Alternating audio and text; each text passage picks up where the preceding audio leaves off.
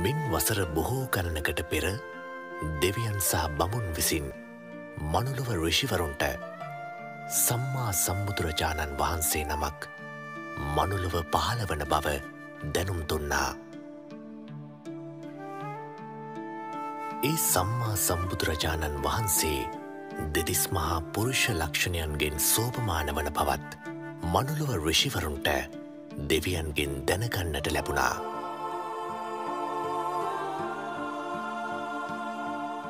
බුදු කෙනෙක් පහළවීමට ඉතාමත් ආසන්න කාලයේ මේ ආකාරයෙන් දෙව් මිනිස් ප්‍රජාව තුළ බුද්ධ කෝලාහලය ඇති වුණා.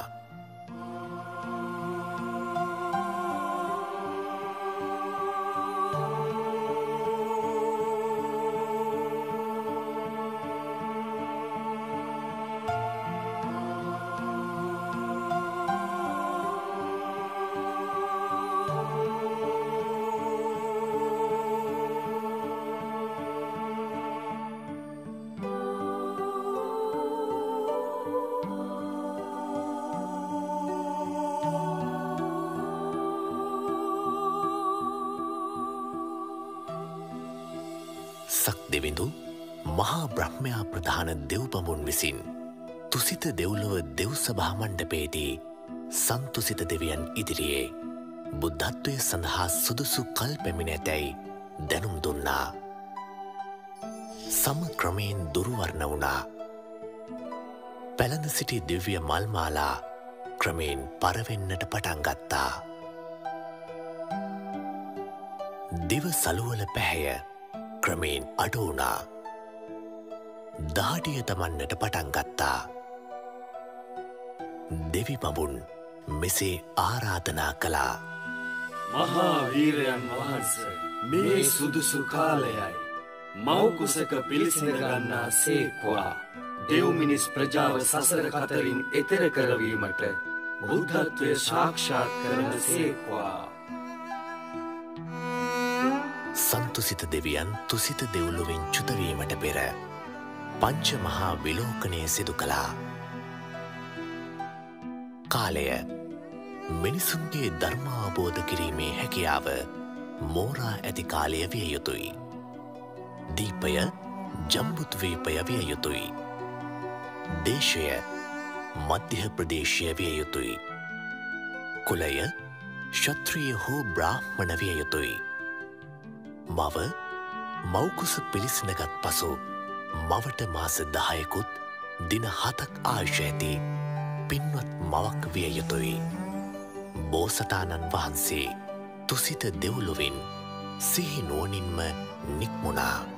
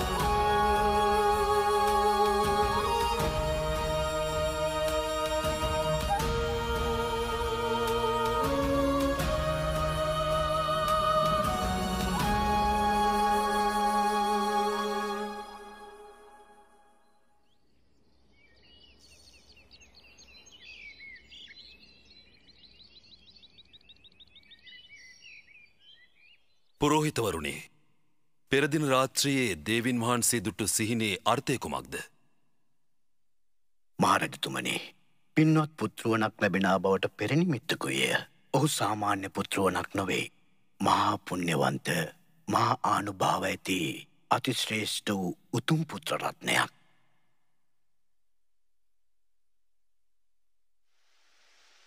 එදා හරිම සුන්දර දවසක්.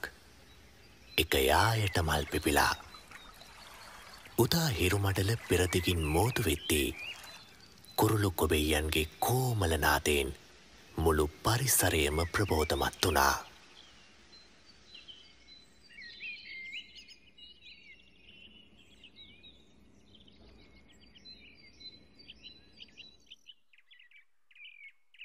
අපගේ පුත්කුමරා බිහිකිරීම සඳහා දෙව්දානුවරට යාමට මට අවසරද දේවයන් වහන්ස?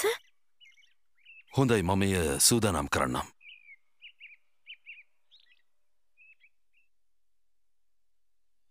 පුත්කුමරා බිහිකරනු පිණිස තමන්ගේ මෞතුමිය වාසය කළ දෙව්දානුවර කරා මායා දේවිය ගමන් නැරඹුවා.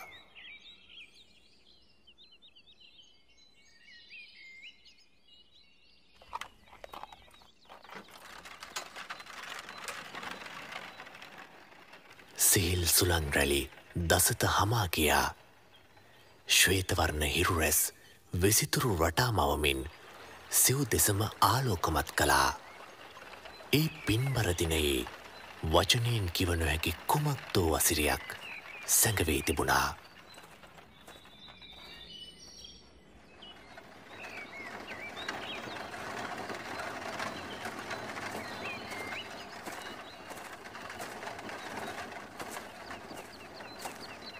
අමාත්‍යතුමනි, රථය මදකට නතර කරන්න.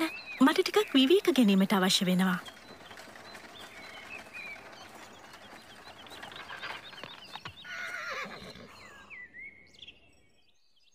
අද ලුම්බිනි සල්ලු වෙන හරිම ලස්සනයි. මේ මාගේ මිත්තනිය නමින් කරවන ලද රාජකීය උද්‍යානයක්. දේවින් වහන්ස, එසේනම් සල්ලුවෙනට වැඩමකොට මදක් විවේක ගනු මැනවි.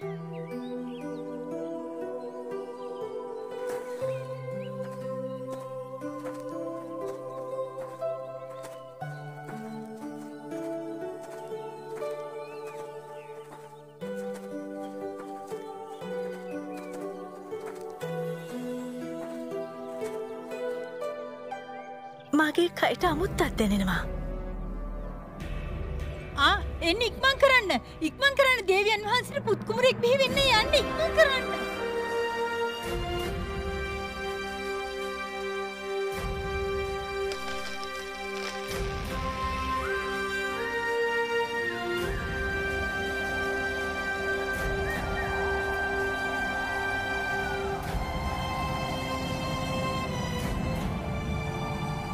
ඒ මොහොතේ මහපොළොව කම්පා වුණා. දෙවියන්ගේ දේවානුභාවය ඉක්මවා ගිය මහත් ආලෝකයක් මුළු මහත් ලෝක ධාතුවෙහිම පැතිර ගියා. සතරවරම් දෙවිවරුන් දිව්‍යමය සලුවක් රැගෙන මහා බෝසතාණන් වහන්සේව පිළිගන්නට පැමිණියා. බෝසත් කුමරාව දේවියගේ ඉදිරියෙහි තබා මෙසේ පැවසුවා. දේවිය සතුටු වන්න. මහා පින් නැති කුමරෙකුයි ඉපිද සිටින්නේ.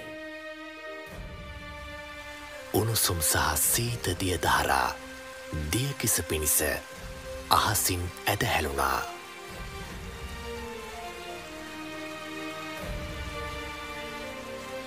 සියලු දෙනා විශ්මයට පත්කරවමින් බෝසත් කුමරා පියුම් මතින් උතුරු දෙසට සත් පියවර තබා මිහිරි හඬින් සිංහනාද කළා.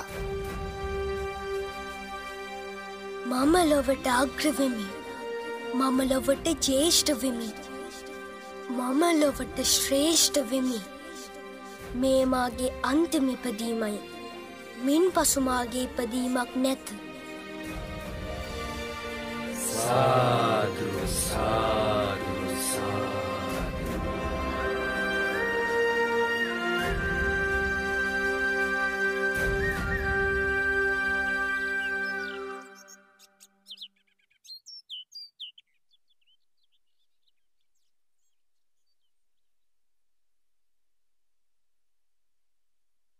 මහරජතුමනි, ඔබතුමාට අසිරිමත් පුත්‍රරත්නයක් ලැබුණ කියලා මට දැනගන්න ලැබුණා. එහෙමයි පුත්කුමරකු ලැබුණ අසිතරිෂතුමනි. ඔබතුමා මාගේ ගුරුවරයා. අපගේ මුළු ශාක්‍ය වංශයම ඔබතුමාට බොහෝ ගෞරව කරනවා ගුරුතුමනි. ඒ වගේම බොහෝ කාලයක් තිස්සේ අපි ඔබතුමාව ඇසුරු කරන්නේ. මේ සිංගිති කුමරාගේ අනාගතය ගැන සියලු තොරතුරු දැනගැනීමට මා කැමතියි. මහරජතුමනි, එසේනම් ශරීර ලක්ෂණ පරීක්ෂා කරනු පිණිස කුමරුන්ව මේ මණ්ඩපයට වඩම්වන්න.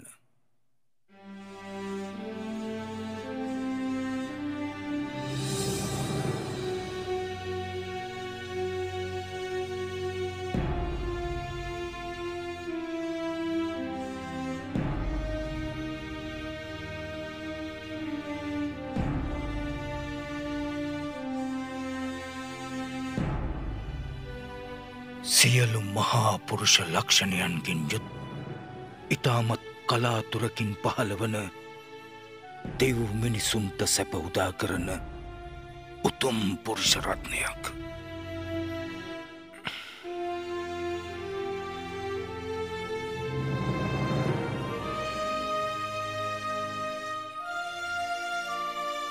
අසිතරිෂතුමනි,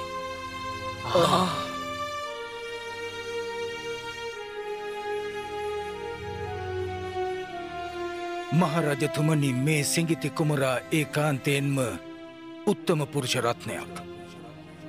කුමාරයා අනාගතයේදී සියලු ලෝක සත්වයන්ට සැප උදා කර දෙන ඒ උතුම් විමුක්තිය පෙන්වන්නට සම්මා සම්බුද්ධත්වයට පත්වෙනවා. මේ සිටින්නේ දෙපා ඇති සියල්ලන් අතර උත්තම වූ මනුෂ්‍ය රත්නයක්. ඒ ගැන මට හරිම සතුටුයි. අහෝ, ඒත් මට කනගාටුයි. ඇයි ඔබතුමා කනගාටුයි කිව්වේ? මොකක්ද ඒට හේතුව? මම ජීවත් වන්නේ තව ටික කලයි මහරජතුමනි. ඔබගේ උත්තම පුරුෂ රත්නය ධර්ම චක්‍රය ප්‍රවර්තනය කරන විට මම මේ මනුලොව හැරගොසින්. මාගේ සිංගිති කුමරා ඒකාන්තයෙන්ම උත්තම පුරුෂයෙක්. මාගේ ගුරුවරයාගෙන්ද වැඳුම් ලැබුවා.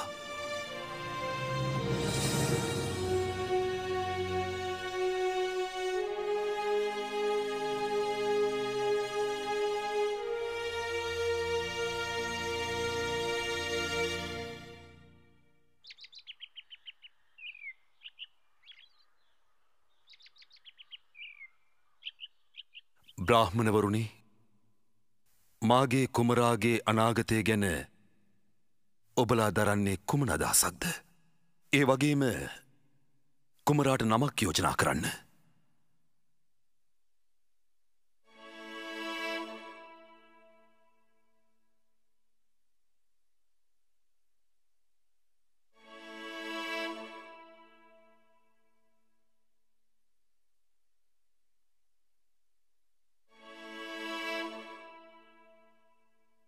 මහරජතුමනි, මේ ශරීරයේ මහා පුරුෂයන් තුළ පමණක් පිහිටන සුවිශේෂී ලක්ෂණ 32ම තිබෙනවා. මේ කුමරුගේ අනාගතය ඉතාම පැහැදිලි.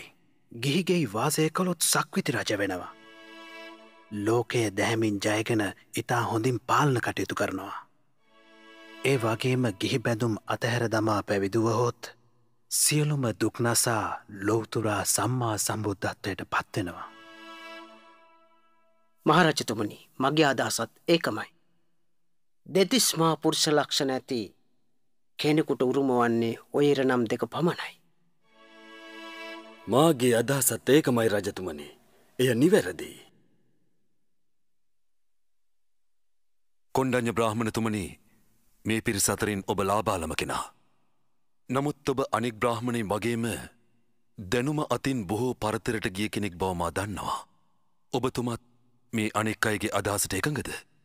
කුමරා සක්විති රජ වෙයිද සම්මා සම්බුද්ධත්වයට පත් වෙයිද? කුමරුගේ දෙතිස් මහා පුරුෂ ලක්ෂණ මා පරීක්ෂා කර බැලුවා දේවයන් වහන්සේ.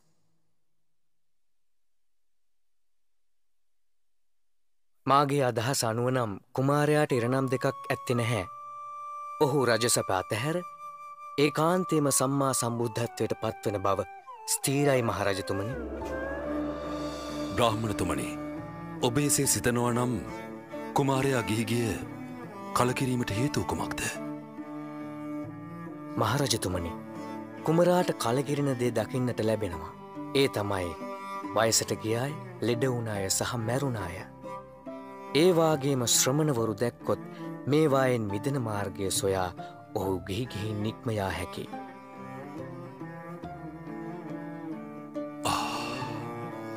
මම කැමති මගේ පුතා මේ ලෝකයම පාලනය කරන සක්විති රජ කෙනෙක් වෙනවා දකින්නයි.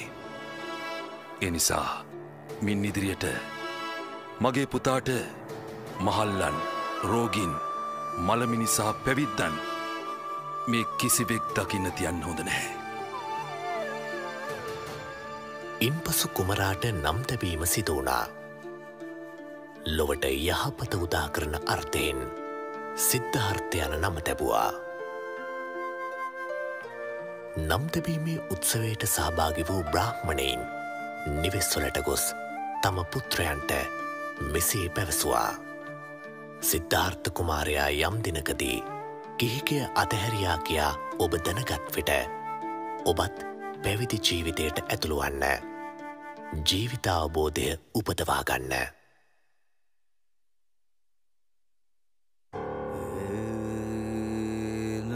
සිද්ධාර්ථ කුමරු ඉපදී දින 7කින් මහාමායා දේවිය කලුරිය කළා. එය ලෝක ධර්මතාවයක්. එතුමිය මාතෘ දිව්‍ය රාජ්‍ය නමින් දිව්‍ය රාජයෙක්ව තුසිත දෙව්ලොව ඉපදුනා. මහාමායා දේවියගේ නැගණිය වූ ප්‍රජාපති දේවිය සිද්ධාර්ථ කුමරුන්ගේ කිරිමව් බවට පත් වුණා. පසුව සුද්ධෝදන රජතුමා මහා ප්‍රජාපති දේවිය තම අගබිසව බවට පත් කරගත්තා. ඇය තම කුසින් උපන් දරුවෙකුසේ සිද්ධාර්ථ කුමරුන්ව ඇති දැඩි කළා. එතුමිය සුදුවුන් නිරඳුන්ට දාව උපන් තම පුතු නන්ද කුමරුන්ට සහ දියණියට වඩා සිද්ධාර්ථ කුමරාට සෙනෙහස දැක්වුවා.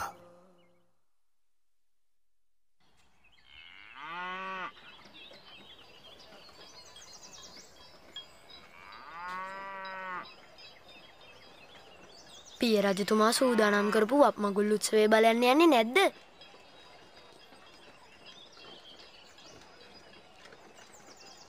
වප්මගුල් උත්සවය හරීම ලස්සනයි.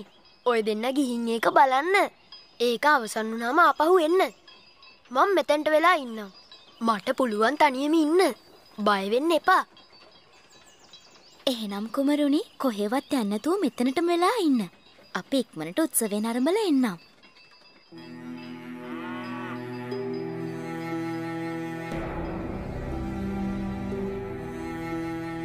හුදෙකලා වූ සිද්ධාර්ථ කුමරුන් ඒ සොඳුරු දඹරුක් සෙවනේ පළඟක් බැඳගෙන වාඩි වී හුස්ම රැල්ලට සිත යොමු කළා. පළවෙනි ධ්‍යානයට සමවැදී සමාධිසුවෙන් කල්ගත කළා.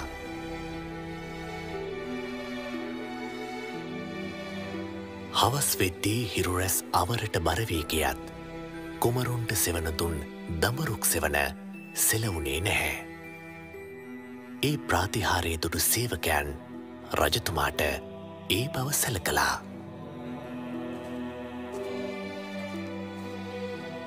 දඹරුක් සෙවනේ ප්‍රාතිහාරය දක්වන තම සිඟිති කුමරුන් බැලීමට සුද්ධෝදන රජතුමා සැනකින් එතනට පැමිණියා.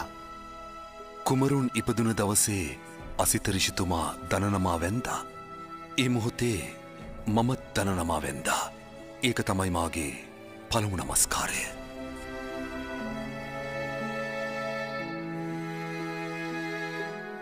පුත් කුමරුනි, මේ මාගේ දෙවන නමස්කාරයයි.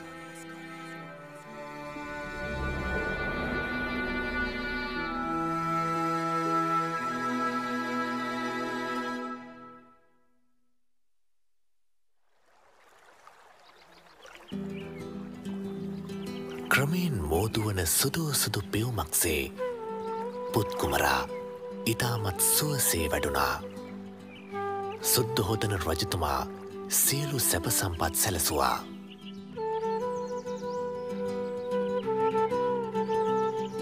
කුමරුන් සර්වමිත්‍ර ගුරුතුමා යටතේ සියලු ශිල්ප ශාස්ත්‍ර ඉගෙන ගත්තා. සර්වමිත්‍ර ගුරුතුමා දුනු ශිල්ප, කඩු ශිල්ප ඇතුළු රජ කුමරකු විසින් ඉගෙන ගත යුතු සියලුම ශිල්පයන් ඉගැන්වුවා. තොල්සොලවා පවසන පමණින් සියලු දෑ අවබෝධ කර ගැනීමේ අසාමාන්‍ය හැකියාවක් කුමරුන් සතු වුණා.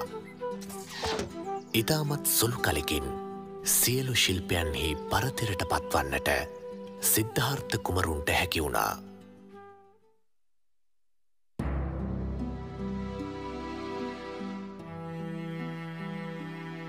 සිද්ධාර්ථ කුමරුන්ගේ පහසුව පිණිස සුද්ධෝදන රජතුමා විසින් රම්‍ය සුරම්‍ය සහ සුභ යන මාලිකා තැනෙව්වා.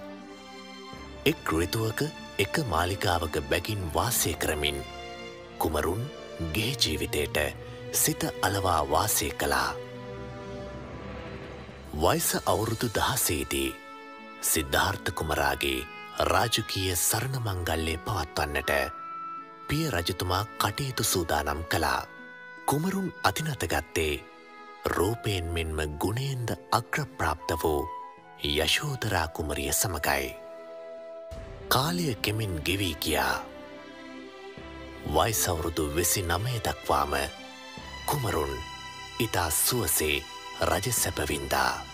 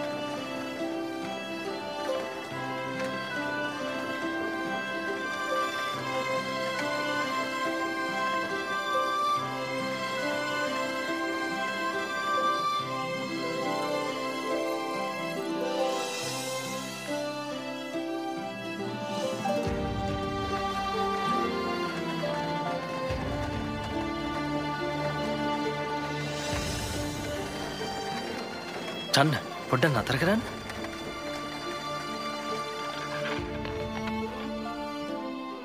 නතර කරා කුමරුනි. අර කෙනා දිහා බලන්න. එයාගේ හමත් රැලි වැටිලා. ඇවිදින්නෙත් හරිම අමාරුවෙන්. කුමරුනේ වයසට ගිය කෙනෙක්නේ. වයසට ගිය කෙනෙක්? කෙනෙක්ගේ ජීවිතේ බොහෝ කාලයක් ගෙවුනම ඔය තත්ත්වයට පත් වෙනවා. ඔය විදිහට අපි හැමෝම වයසට යනවාද? එහෙමයි කුමරුනේ.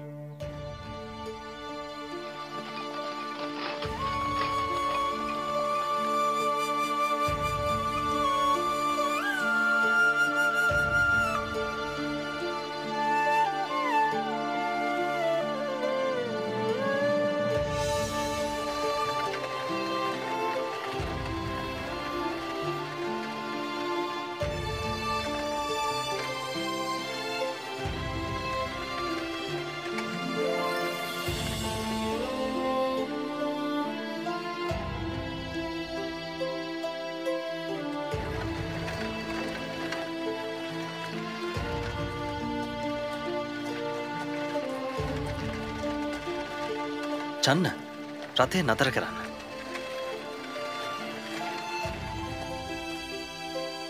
ඇයි කුමරුනි? ඇයි අර කෙනා අමාරුවෙන් වෙවුලමින් ඉන්නේ? එයා රෝගියෙක්. හැමෝටම එහෙම වෙනවද? ඒක අපි හැමෝටම පොදු දෙයක්. ඒකෙන් ගැලවෙන්න අපිට අමාරුයි. ලෙඩවලින් මිදෙන්න කාටවත් බෑ.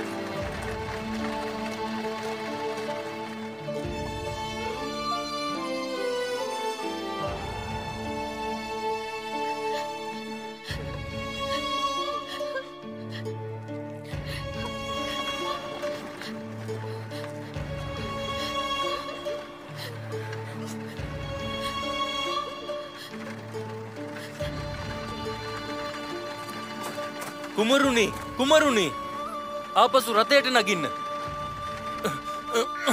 ඔතනට යන්න එපා. ඉක්මන් කරලා මෙහාට එන්න.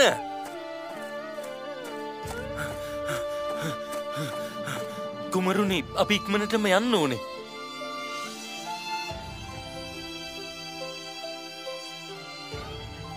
අර රෙදි කඩකින් නොතල තියෙන්නේ මිනිස්සෙක්ව නේද? කුමරුනි ඒ තමයි ජීවිතේ අවසානය. අපි හැමෝම මැරෙනවද? එහෙමයි කුමරුනි. මේ ලෝකෙ ඉන්න හැමෝම කාලයක් යද්දි මැරෙනවා. එතකොට මමත් මැරෙනවද? කුමරුනි අපි හැමෝම කවදා හරි දවසක මැරෙනවා.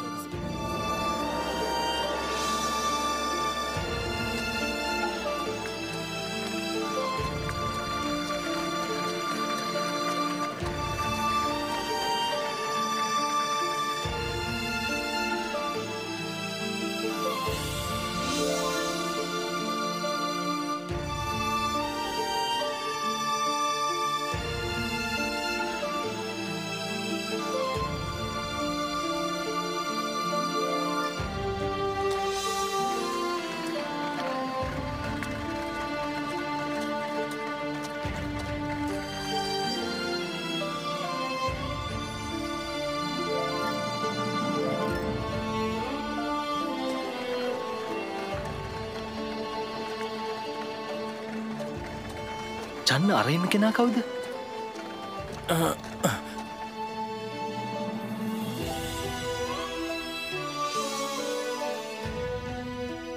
ඒ ඉන්නේ පැවිදි උතුමෙක්. ජරා මරණ දුක් වලින් මිදීම සඳහා සැබෑම විමුක්තියක් සොයා යන කෙනෙක්. මේ කෙනා නම් හරිම ශාන්තයි. සංසුන් නිතරන් නැති කෙනෙක්.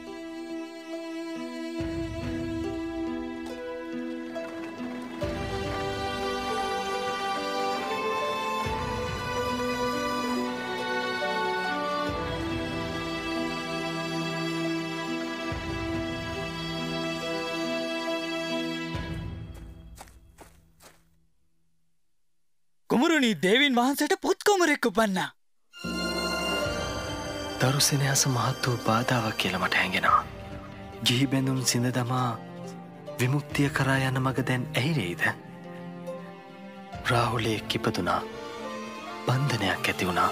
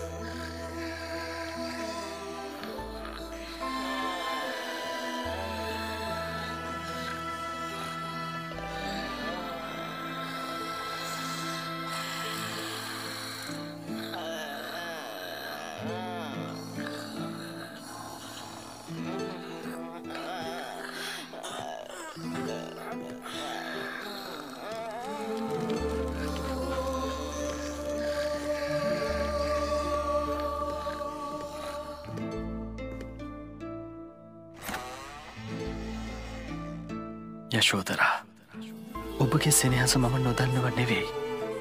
නමුත් මම මේ සෙනෙහසේ බැඳී සිටියොත් ඔබත් මාත් අපගේ පුත්කුමරුණුත් අනිත් හැම දෙනාමත් වයසට යෑමේ, ලෙඩවීමේ, මරණයේ ගොදුරු බවට පත්වේවි. අපි සියලු දෙනාටම මේ දුකෙන් එතරවීම පිණිස මම මාර්ගයක් සොයාගත යුතුයි. ඒ නිසා මම තීරණය කළා ඔබලගෙන් සමුගන්න.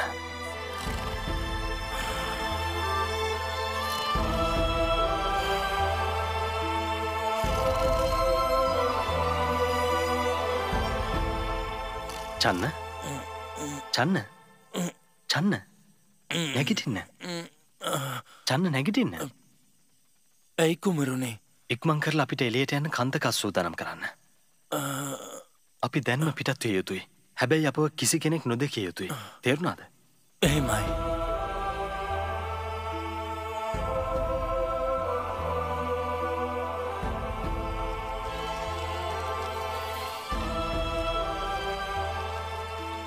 සිදුහත් කුමරුන් රජවාසලේ දොරටුව අභියසට පැමිණෙද්දී පවිටු මාරයා දොරටුව අභියස පෙනී සිටියා.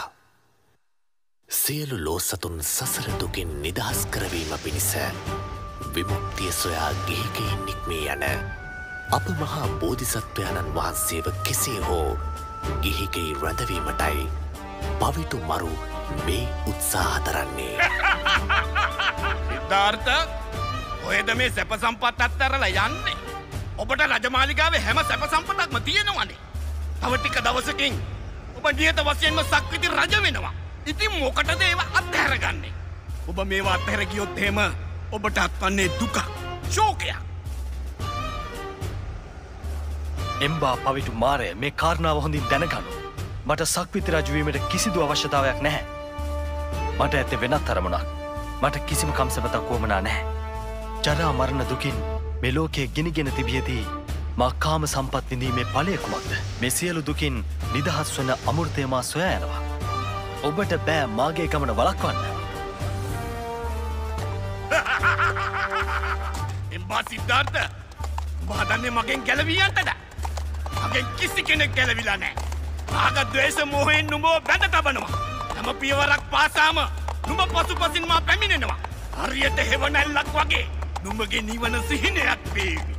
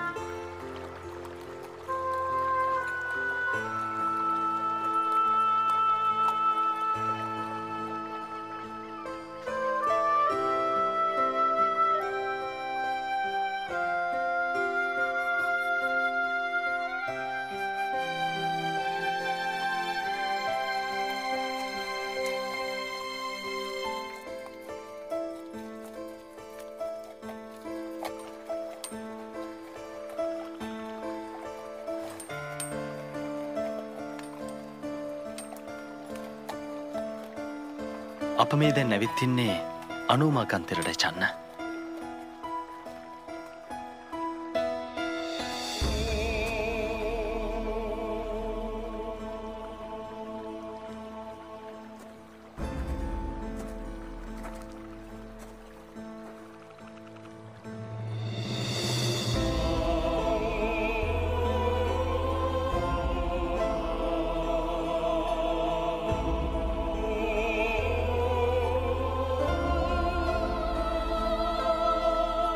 මානුත්තර වූ සම්මා සම්බුද්ධත්වය ලබනවා නම් මේ හිසකෙස් අහස් කුස රැඳේවා. ඒසේ නොවේ නම් මේ හිසකෙස් පොළවේ පිහිටාවා.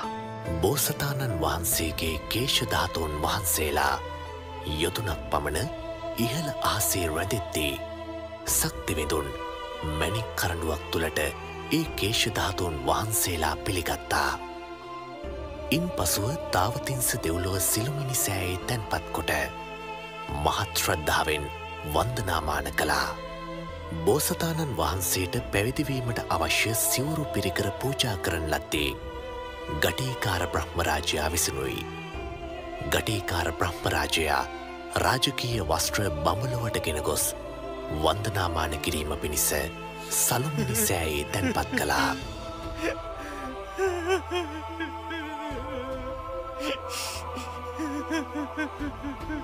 තවත් මේ ගැන කනගාටුවීමෙන් පලක් නැහැ. ලෝක සත්වයා සසර දුකින් මුදවා ගැනීම පිණිස මා මේ ගමන යා යුතුයි.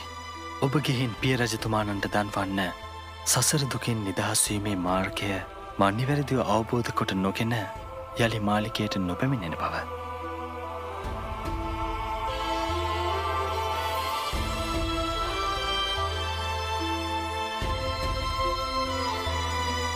මහබෝසතාණන් වහන්සේ නික්ම ගිය විට ඒ ශෝකයේ තරාගත නොහැකි වූ කන්තකසු එතනම මිය ගියා.